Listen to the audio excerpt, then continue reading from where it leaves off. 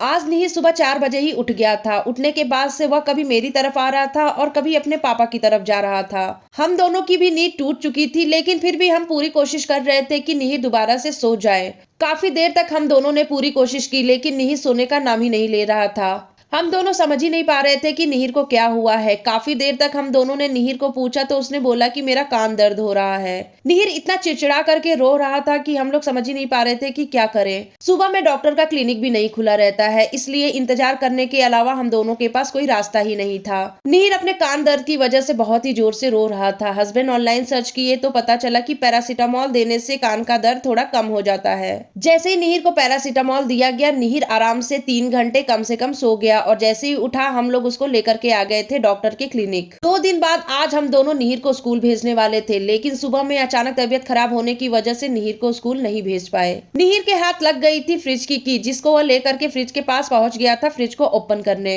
Doctor ने निहिर की same problem के लिए फिर से कुछ नई दवाइयां लिख दी।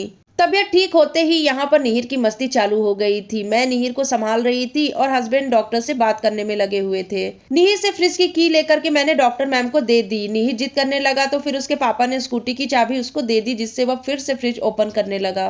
आज हम दोनों का वर्किंग था। नींद न पूरी होने की वजह से दोनों की आंखें और सिर दोनों ही बहुत जोर से दर्द हो रहा था। कल रात में हम लोग बाहर घूमने गए थे। जैसे ही बाहर से घूम करके आए, निहिर घर के अंदर आना ही नहीं चाह रहा था। वह बार बार बोल रहा था कि मुझे डॉक्टर के पास ले चलो, वह मुझे ठीक कर देगी। हम दोनों निहिर को डॉक्टर के पास नहीं ले गए थे, इस बात से वह बहुत ही जोर से रो रहा था। हमने तो निहिर की बातें नहीं सुनी, लेकिन भगवान ने सुन ली।